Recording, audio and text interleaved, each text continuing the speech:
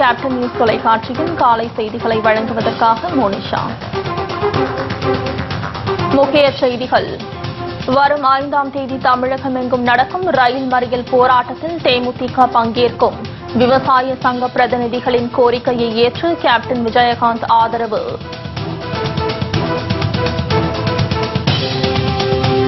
அனைத்து துறைகளிலும் ஊழல் செய்ததுதான் ஜெயலலிதா அரசின் 5 ஆண்டு கால சாதனை என திருமதி பிரேமலதா விஜயகாந்த் குற்றச்சாட்டு. ஈழத் தமிழர்களை கொன்று குவிக்க காரணமான திமுக காங்கிரஸ் கூட்டணிக்கு பாடம் புகட்டவும் வலியுறுத்தல்.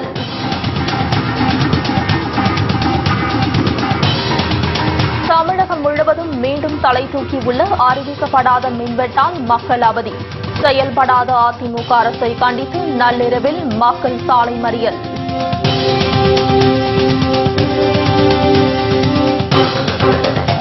இஸ்லாமியர் வீட்டிற்குள் புகுந்து பெண்களை தாக்கியதுடன் வீட்டிலிருந்த பொருட்களையும் சூறையாடி அராஜகம்.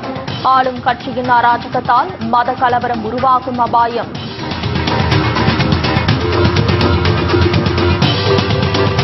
முதியோர் உதவித்தொகையை வழங்காமல் ஏமாற்றி வரும் அதிமுக அரசுக்கு கண்டனம். பவானி வட்டாட்சியர் அலுவலகம் முன்பு 1000க்கும் மேற்பட்டோர் காத்திருப்பு போராட்டம்.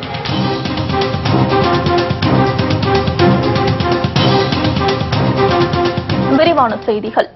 விவசாய கடன்களுக்காக வங்கிகள் மேற்கொள்ளும் ஜப்தி நடவடிக்கையை கண்டித்து தமிழகம் முழுவதும் வருகின்ற 5ஆம் தேதி நடைபெறவுள்ள விவசாய சங்கங்களின் ரயில் மறியல் போராட்டத்திற்கு தேமுதிக தலைவர் கேப்டன் விஜயகாந்த் ஆதரவு தெரிவித்துள்ளார். இது தொடர்பாக அவர் விடுத்துள்ள அறிக்கையில், உழவன் சேற்றில் கால் வைத்தால்தான் நாம் சோற்றில் கை வைக்க முடியும் என்றும், ஆனால் அனைவருக்கும் உணவு படைக்கும் உழவனின் நிலை தமிழகத்தில் பரிதாபத்திற்குரியதாக மாறியுள்ளதாகவும் கவலை தெரிவித்துள்ளார். விவசாயிகள் உற்பத்தி செய்யும் விளைபொருட்களுக்கு உரிய விலை கிடைப்பதில்லை.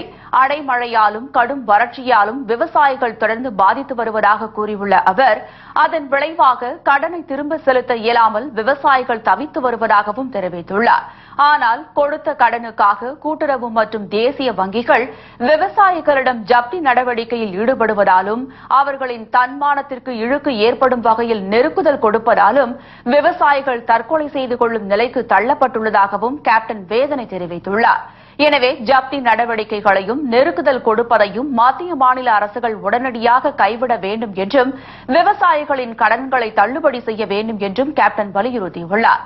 மேலும் இதே கோரிக்கையை வலியுறுத்தி தமிழகம் எங்கும் வருகின்ற 5ஆம் தேதி செவ்வாய்க்கிழமை ரயில் மறியல் போராட்டத்தில் ஈடுபடுவதாக அனைத்து விவசாய சங்கங்களின் கூட்டு இயக்கம் அறிவித்துள்ளதாக குறிப்பிட்டுள்ள அவர், இந்த போராட்டத்தில் தேமுதிகவும் கலந்து கொள்ள வேண்டும் என விவசாய சங்கங்களின் கூட்டு இயக்கம் கேட்டுக் கொண்டதாக தெரிவித்துள்ளார். விவசாயிகளின் கோரிக்கையை ஏற்று விவசாயிகளுக்கு ஆதரவாக தேமுதிக ரயில் மறியல் போராட்டத்தில் பங்கேற்கும் என கேப்டன் கூறியுள்ளார். இதில் தேமுதிக நிர்வாகிகளும் தொண்டர்களும் விவசாயிகளின் நலனுக்காக அவரவர் இடங்களில் நடைபெறும் ரயில் மறியல் போராட்டத்தில் கலந்து கொண்டு அப்போராட்டத்தை வெற்றியடைய செய்ய வேண்டும் என்று கேப்டன் விஜயகாந்த் தனது அறிக்கையில் கேட்டுக் கொண்டுள்ளார். திமுக காங்கிரஸ் கூட்டணி என்பது ஊழல் கூட்டணி என்று திருமதி பிரேமலதா விஜயகாந்த் குற்றம் சாட்டினார். இலங்கையில் நடைபெற்ற இனப்படுகொலையை ஆட்சியில் இருந்த திமுக காங்கிரஸ் வேடிக்கை பார்த்ததாகவும் அவர் புகார் தெரிவித்தார். தேமுதிகவின் தேர்தல் அறிக்கைகளை தமிழக மக்களிடம் எடுத்துக் கூறும் வகையில் திருப்பூர் மாநகராட்சியில் தேர்தல் அறிக்கை விளக்க பொதுக்கூட்டம் பிரம்மாண்டமான முறையில் நடைபெற்றது. இந்த பொதுக்கூட்டத்தில் கலந்து கொண்டு சிறப்புரையாற்றிய திருமதி பிரேமலதா விஜயகாந்த், லட்சக்கணக்கான இளைஞர்களை கொண்டுள்ள ஒரே இயக்கம் தேமுதிக தான் என்றும், 2016 சட்டமன்ற தேர்தலில் அதிமுக திமுகவுக்கு மாற்றாக அமைந்துள்ள தேமுதிக மக்கள் நல கூட்டணி ஆட்சியை பிடிக்கும் என்றும் நம்பிக்கை தெரிவித்தார். தொடர்ந்து பேசிய அவர், திமுக காங்கிரஸ் கூட்டணி ஊழல் கூட்டணி என்றும் திருமதி பிரேமலதா விஜயகாந்த் சாடினார். திமுகவை யாராவது ஊழல் இல்லாத கட்சி என்று யாராவது சொன்னா நம்புவீங்களா? அதிமுகவை ஊழல் இல்லாத கட்சி என்று சொன்னால் யாராவது நம்புவீங்களா? முடியாது. என கடந்த 10 ஆண்டு காலமாக திமுகவும் காங்கிரசும் தான் மத்தியில கூட்டணியில இருந்தாங்க. இதுவரைக்கும் இந்தியாவில் பார்க்க முடியாத அத்தனை ஊழல்களையும் செஞ்ச கூட்டணி திமுக காங்கிரஸ் கூட்டணி தான். அத்தனை இமாலய ஊழல் வழக்குகளுக்கும் சொந்தக்காரர்கள் இந்த 2 பேரும் தான் என்றால் என் வார்த்தை மிகையில்லை. ஒன்னு 2G வழக்கு 2G ஊழல் எடுத்துக்கங்க, நிலக்கரி ஊழல் எடுத்துக்கங்க, காமன்வெல்த் ஊழல் எடுத்துக்கங்க. இலங்கையில தமிழ் படுகொலை செய்யப்பட்ட போது இங்க ஆட்சியில் இருந்தவது கலைஞர் அவர்கள், மத்தியில் ஆட்சியில் இருந்தது காங்கிரஸ். ஆனால் இரண்டு பேருமே வாய்மூடி மௌனிகளாக இருந்து ஒட்டுமொத்த ஈன படுகொலைக்கு, நம்ம ஈழ படுகொலைக்கு காரணமாக இருந்தவர்கள் இந்த கூட்டணி தான். இதெல்லாம் மக்கள் யாருமே இங்க மறந்துடல. திருப்பூர் மாநகராட்சியாக அறிவிக்கப்பட்டு பல ஆண்டுகளாகியும் எந்த அடிப்படை பிரச்சினைகளையும் நிறைவேற்றவில்லை என்று பட்டியலிட்டார். திருப்பூர் அதிமுக மேயர் மற்றும் முன்னாள் தூத்துக்குடி மேயர் சசிகலா புஷ்பாவின் செயல்பாடுகள் வாட்ஸ்அப்பில் வெளிவந்ததை ஆளும் கட்சியின் லட்சணம் என்றார். எந்த ஒரு முன்னேற்றமுமே இந்த 5 வருஷத்துல நாங்க பார்க்க முடியல. திருப்பூர் பழைய பேருந்துல பல ஆயிரம் மக்கள் தினந்தோறும் வந்து போறாங்க. ஆனா அடிப்படை வசதியா ஒரு கழிப்பிட வசதியோ, ஒரு சுகாதாரமாக குப்பை கூலங்கள் இல்லாத ஒரு பஸ் ஸ்டாண்ட் அங்க இருக்கா என்றால் இது ஒரு மிகப்பெரிய ஒரு கேள்விக்குறியாதான் இன்னைக்கு வரைக்குமே இருக்கு. யாருமே கொடுக்காத ஒரு விளக்கத்தை கொடுத்த முதல் மேயர் ஒருத்தர் தமிழ்நாட்டில் இருக்கிறார் என்றால் அது இந்த திருப்பூர் மேயர் தான். ஒன்னு பிஏவுக்கும் எம்ஏவுக்கும் ஒரு தெளிவான விளக்கத்தை கொடுத்த ஒரே மேயர் தமிழ்நாட்டில் திருப்பூர் மேயர் தான். வாட்ஸ்அப்ல அது வைரலா ஸ்ப்ரெட் ஆச்சு. பிஏ என்றால் பினாங் அண்ணாமலை, எம்ஏ என்றால் மலேசியா அண்ணாமலை என்று ஒரு புதிய விளக்கத்தை கொடுத்த ஒரே மேயர் இந்த திருப்பூர் மேயர் தான், சசிகலா புஷ்பா அப்படின்னு சொல்லி. ஆனா இப்ப எம்பி ஆகி டெல்லிக்கு போயிட்டாங்க. அவங்க வாட்ஸ்அப் அதை விட வைரலா ஸ்ப்ரெட் ஆயிருக்கு. நீங்க எல்லாம் கேட்டீங்களா?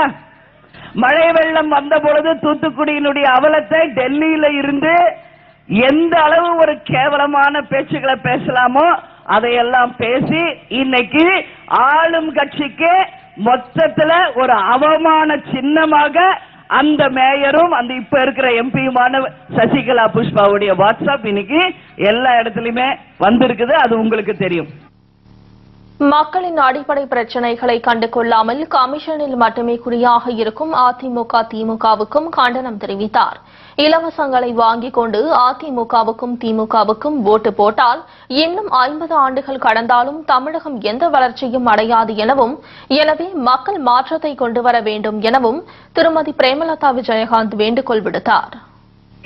இன்னும் 50 வருஷம் நீங்க பொறுத்திருந்தாலும் கூட மீண்டும் மீண்டும் ஓட்டுக்கும் இலவசத்துக்கும் நீங்க வாங்கிட்டு இந்த திமுக அதிமுக ஓட்டு போட்டுக்கிட்டு இருந்தீங்கன்னா இன்னும் 50 வருஷம் இல்ல 100 வருஷம் ஆனாலும் உங்களுடைய குறைகளை இப்படியே பேப்பர்ல எழுதி வச்சு நம்ம வாசிக்க வேண்டியதானே ஒழிய இங்க எந்த பிரச்சனைக்கும் முற்றுப்புள்ளி இல்லாம போய்விடும்.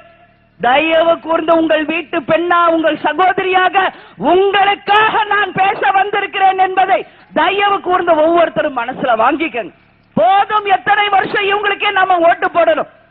ஏன் மாற்றத்தை கொண்டு வரக்கூடாது என்பதை தயவு கூர்ந்து சிந்திச்சு பாருங்க.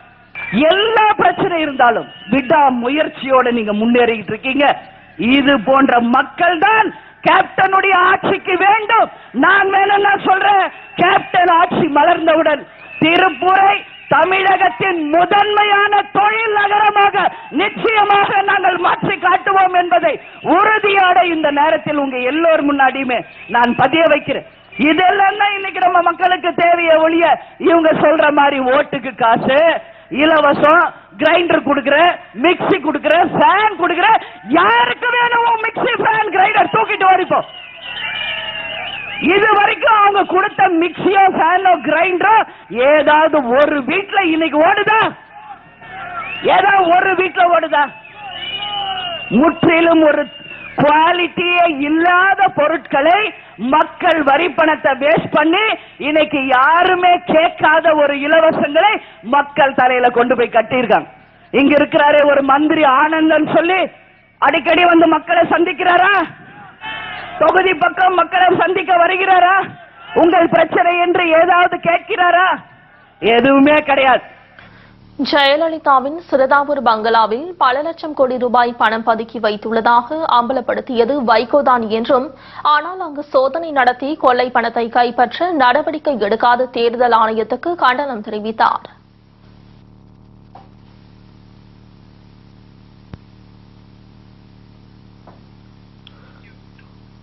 கிரானைட் ஊழல் வழக்கில் பிஆர்பி விடுவிக்கப்பட்ட விவகாரத்தில் அநீதி வழங்கிய நீதிபதி பூபதி சஸ்பெண்ட் செய்து உயர்நீதிமன்றம் நடவடிக்கை எடுத்ததை சுட்டிக்காட்டிய திருமதி பிரேமலதா விஜயகாந்த், அதேபோல் தலைமை தேர்தல் ஆணையமும் ஒருதலைபட்சமாக செயல்படும் தேர்தல் அதிகாரிகளை சஸ்பெண்ட் செய்ய வேண்டும் என்று கேட்டுக் கொண்டார். திருப்பூர் மாவட்ட செயலாளர் தினேஷ்குமார், கீர்த்தி சுப்பிரமணியம் தலைமையில் நடைபெற்ற பொதுக்கூட்டத்தில் கேப்டன் விஜயகாந்த் அணியில் இடம்பெற்றுள்ள மக்கள் நல கூட்டணி முன்னணி நிர்வாகிகள், மகளிர் அணியினர், கழக தொண்டர்கள் மற்றும் பல்லாயிரக்கணக்கான பொதுமக்கள் கலந்து கொண்டனர்.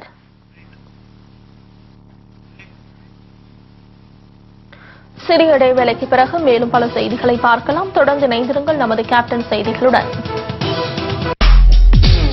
படாத மின்வெட்டை கண்டித்து அருப்புக்கோட்டையில் நள்ளிரவில் கிராம மக்கள் சாலை மறியலில் ஈடுபட்டனர். தமிழகம் முழுவதும் மின்வெட்டு மீண்டும் தலை தூக்கியுள்ளது. சென்னை உட்பட மாநிலம் முழுவதும் திடீரென்று அறிவிக்கப்படாத மின்வெட்டு அமல்படுத்தப்பட்டு வருவதால் மக்கள் கடுமையாக பாதிக்கப்பட்டுள்ளனர். சென்னையில் நள்ளிரவு நேரத்தில் 2 மணி நேரம் அறிவிக்கப்படாத மின்வெட்டு அமல்படுத்தப்படுவதோடு இரவில் தூக்கமின்றி மக்கள் தவித்து வருகின்றனர். இதேபோல் அருப்புக்கோட்டை, காரியப்பட்டி மற்றும் அதன் சுற்றுவட்டார கிராமங்களில் மின்சாரம் எப்போது வரும் என தெரியாத நிலை நீடிக்கிறது. கடந்த ஒரு வாரமாக மின்வெட்டு அமலில் உள்ளது குறித்து புகார் தெரிவித்தும் நடவடிக்கை எடுக்காத மின் வாரியத்தையும் அதிமுக அரசையும் கண்டித்து காரியப்பட்டி கிராம மக்கள் நள்ளிரவில் சாலை மறியலில் ஈடுபட்டனர். இதையடுத்து அங்கு வந்த போலீசாரிடமும் அவர்கள் வாக்குவாதத்தில் ஈடுபட்டதால் பரபரப்பு ஏற்பட்டது.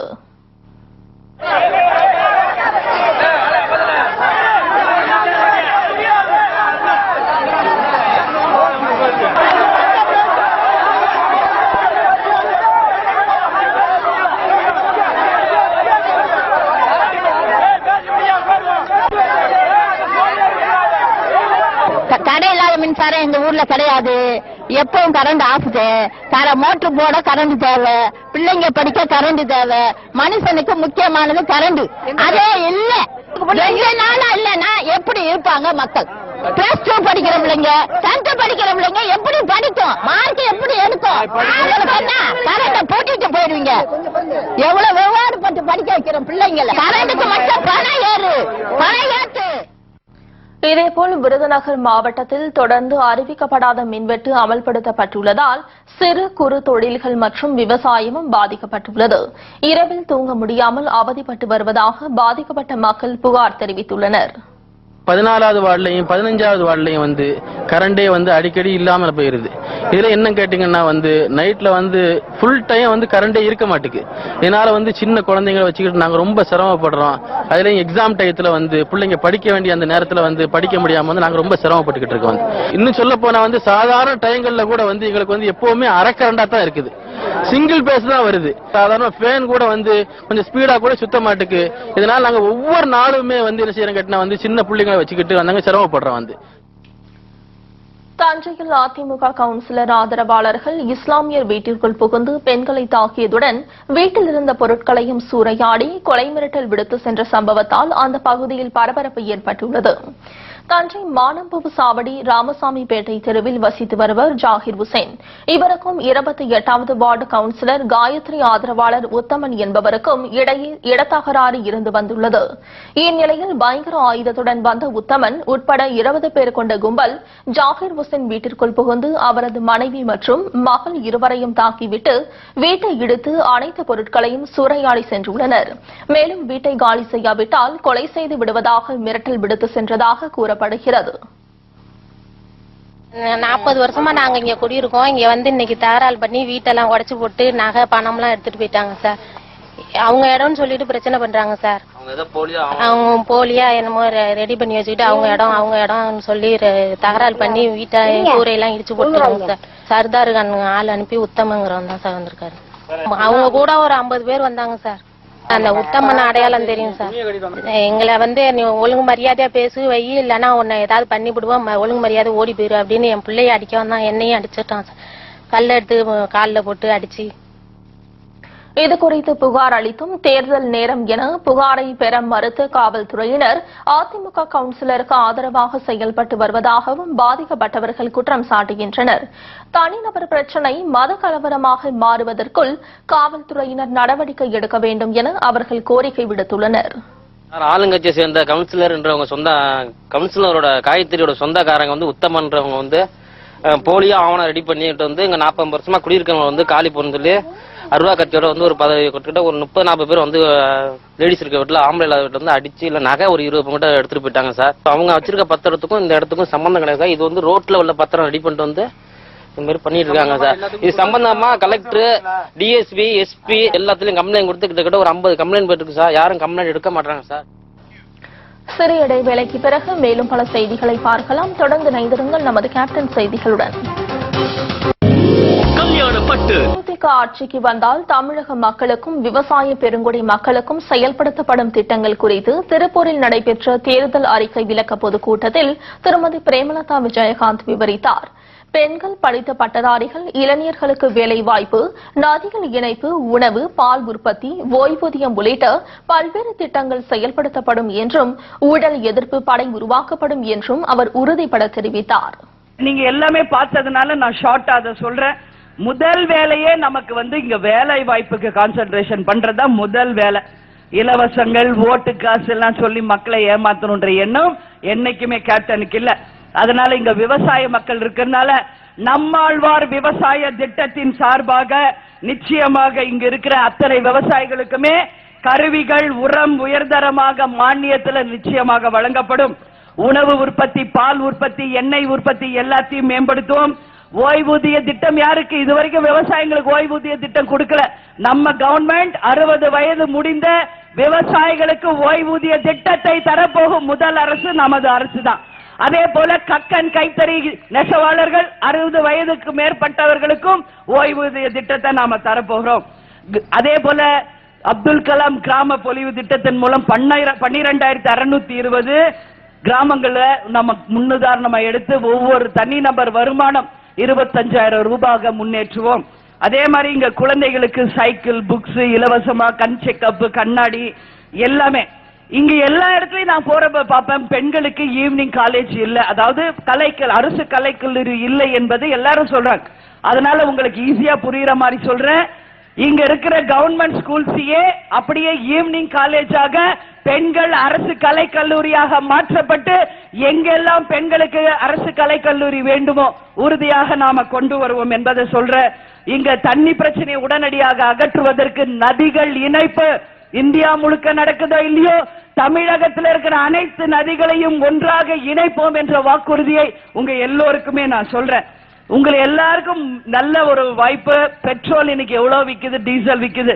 ஆனா பெட்ரோல் 45 ரூபாய்க்கும் டீசல் 35 ரூபாய்க்கும் கொடுக்க போகும் முதல் அரசு நம்முடைய அரசு தான் என்பதை உறுதியா சொல்றேன். சென்ட்ரல் கவர்மெண்ட் ஸ்கீம் எப்படி முடியும் நீங்க யாரும் கேட்காதீங்க. ஒரு பெரிய பெரிய வல்லுநர்களை வச்சு எழுதிதான் இதை கொண்டு சொல்றோம். இன்னைக்கு நிச்சயமாக இந்த திட்டத்தை கேப்டன் ஆட்சி வந்தவுடனே தமிழ்நாட்டில் இருக்கிற அத்தனை மக்களுமே இதை பெனிஃபிட் ஆக போறீங்க. உறுதியாக நம்மால முடியும் என்ற உறுதியை சொல்றேன். அதே மாதிரி டோல்கேட்ஸ்ல இன்னைக்கு இருக்கிற கட்டணத்தை விட பல மடங்கு கட்டண உயர்வு பண்ணிருக்காங்க. அதை கடுமையாக இந்த நேரத்தில் கண்டிப்பதோடு டோல்கேட்ஸ் உடைய வருமானத்துல பாதியாக குறைச்சு காலாவதியான டோல்கேட்ஸை மூடுவோம். ரேஷன் பொருட்கள் பெண்களுக்கு இது கேப்டன் சொன்னது வீடு தேடி வரும் என்கின்ற உறுதியை ஒட்டுமொத்த பெண்களுக்கும் கேப்டனின் கனவு திட்டமான ரேஷன் பொருள் வீடு தேடி வரும் என்றது சொல்ற. இன்னைக்கு படிச்ச இளைஞர்களுக்கு நிறைய பேருக்கு வேலை இல்லாம கஷ்டப்படுறாங்க. அதனால விப்ரோ, சத்தியம் போன்ற பெரிய பெரிய நிறுவனங்களோட டைப் பண்ணி உடனடியாக படிச்சவர்களுக்கு வேலை வாய்ப்பை உருவாக்கி தருவோம். இப்ப ஏர்போர்ட் இங்க இருக்கு கோயம்புத்தூர்ல, அதை விரிவாக்கம் பண்ணல. விரிவாக்கம் பண்ணிருந்தா இங்க பல தொழில் முன்னேறி இருக்கும். ஆனா செய்யல. அது போல சின்ன ஏர்போர்ட், சின்ன ஹார்பர்ஸ் எல்லாம் டெவலப் பண்ணி அதன் மூலம் வேலை வாய்ப்பை உருவாக்குவோம். ரமணா படத்துல வர்ற மாதிரி ஆன்டி கரப்ஷன் போர்ஸ் என்ற ஒன்று உருவாக்கப்படும். எங்கெல்லாம் லஞ்சம் ஊழல் இருக்கிறதோ அந்த இடத்துல எல்லாம் லஞ்ச ஊழலை அகற்றி டிரான்ஸ்பரண்ட் கவர்மெண்ட் மக்களுக்கு கொண்டு வருவோம். வெளிப்படையான ஆட்சியை நாங்கள் கொண்டு வருவோம். அதே போல பெண்களுக்கு 25 லட்சம் பெண்களுக்கு வேலை வாய்ப்பை உருவாக்கி கொடுப்போம் என்பதை இந்த நேரத்தில் நான் உறுதியாக சொல்றேன். பெண்களுக்கு இன்னைக்கு பாதுகாப்பு இல்ல. அதனால எல்லா பஸ் ஸ்டாண்ட், கவர்மெண்ட் பஸ்ல சிசிடிவி கேமரா பொருத்தப்பட்டு பயணிக்கக்கூடிய அத்தனை பயணிகளுக்கும், பஸ் ஸ்டாண்ட்ல நிக்கிற அத்தனை பேருக்கும் உறுதியாக பாதுகாப்பை ஏற்படுத்தி கொடுப்போம் என்பதை எல்லா வாக்குறுதியாகவும் உங்ககிட்ட சொல்லியிருக்கேன். இன்னும் நிறைய இருக்கு, சொன்னா இன்னும் 3 மணி நேரம் ஆகும். அதனால நீங்க ஷார்ட்டா சொல்லியிருக்கேன், புரிஞ்சுக்கங்க. டெய்லி கேப்டன் டிவிலையும் வருது, அதை நீங்க எல்லாரும் பாத்துக்கணும்னு சொல்லி இந்த நேரத்துல கேட்டுக்கிறேன். இந்த வாட்டி வர தேர்தல் கம்ப்ளீட்டா ஒரு வித்தியாசமான தேர்தல், தெரியுமா உங்களுக்கு? ஏன்னா திமுக விட்டு அதிமுக, அதிமுக விட்டு திமுக, வேற வழியே இல்லாம இருந்துச்சு. பவானி பகுதியில் 1000க்கும் மேற்பட்டோருக்கு முதியோர் உதவித்தொகையினை நிறுத்தியதற்கு கண்டனம் தெரிவித்து பாதிக்கப்பட்டவர்கள் வட்டாட்சியர் அலுவலகம் முன்பு காத்திருப்பு போராட்டம் நடத்தினர். ஈரோடு மாவட்டத்தில் முதியோர் உதவித்தொகை பெறுபவரின் எண்ணிக்கை அதிகமாக உள்ளதாக கூறி எந்த அறிவிப்பும் இன்றி 1000க்கும் மேற்பட்டோருக்கு உதவித்தொகையினை நிறுத்திவிட்டனர். இதனால் பாதிக்கப்பட்ட பயனாளிகள் பவானி வட்டாட்சியரிடம் முறையிட்டு எவ்வித நடவடிக்கையும் எடுக்காததால் விரக்தி அடைந்த முதியோர்கள் காத்திருப்பு போராட்டத்தில் ஈடுபட்டனர். உண்மையான ஏழைகளுக்கு உதவித்தொகை வழங்கப்படாமல் வசதி படைத்த நபர்களுக்கே உதவித்தொகை கிடைப்பதாக ஆதரவற்ற முதியோர்கள் குற்றம் சாட்டினர். எழுதி போட்டோங்க, வந்து 2 வருஷம் ஆகுது, பணமே வரதில்லைங்க. இப்போ நாங்கள் ரொம்ப வறுமையில கஷ்டத்துல இருக்கிறோம். வராத நாங்களும் 4-5 விண்ணப்பம் எழுதி கொடுத்துட்டோம், ஒன்றும் வரல. இப்போ வந்து எலெக்ஷன் முடிஞ்சு பார்த்து ரெடி பண்ணுறோன்னு கலெக்டர் சொல்லியிருக்காரு. காஷ்மீரின் வீர சைவ துறவி என போற்றப்படும் ஆச்சாரியா அபினவ் குப்த் மகாராஜாவின் 1000வது ஆண்டு விழா திருவாரூரில் நடைபெற்றது. இந்துத்துவத்தின் முக்கியத்துவத்தையும் பெருமையையும் வெளிவர செய்த மகானான போற்றப்படும் ஆச்சாரியா அபினவ் புத் 250க்கும் மேற்பட்ட வேத நூல்களை ஆராய்ந்து அபினவ பாரதி என்ற ஆய்வு நூலை எழுதியுள்ளார். பல்வேறு வேத விளக்கங்களை கொடுத்து உலகிற்கு வேதங்களை வழங்கிய அவர் தனது 70 வயதில் பைரவி ஸ்தோத்திரத்தை பாடிக்கொண்டே மறைந்தார் என கூறப்படுகிறது. இவரது 1000வது ஆண்டு விழா திருவாரூரில் சிறப்பாக நடைபெற்றது. அதில் வேலக்குறிச்சி ஆதீனம் சத்யஞான தேசிக பரமாசாரிய சுவாமிகள் கலந்து கொண்டு இறை சொற்பொழிகளை வழங்கினர்.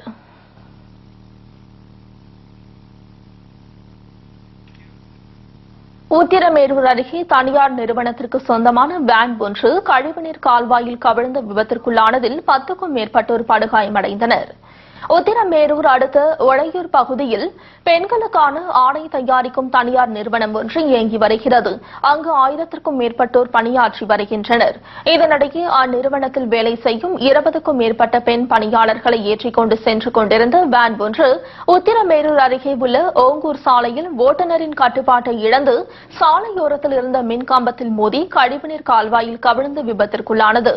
இதில் 10 பேர் படுகாயமடைந்தனர். ஓட்டல் மாவட்டம் குமாரபாளையத்தை சேர்ந்தவர் பாரதி என்ற இளைஞர் தமது இருசக்கர வாகனத்தில் ஈரோட்டில் உள்ள உறவினர் வீட்டிற்கு சென்றுவிட்டு மீண்டும் ஊர் திரும்பிக் கொண்டிருந்தார். அப்போது பாறையூர் என்னும் இடம் அருகே அவர் வந்து கொண்டிருந்த போது கட்டுப்பாட்டை இழந்த வாகனம் சாலையோரத்தில் உள்ள மின்கம்பத்தில் மோதி விபத்திற்குள்ளானது. இதில் பலத்த காயமடைந்த பாரதி சம்பவ இடத்திலேயே பரிதாபமாக உயிரிழந்தார்.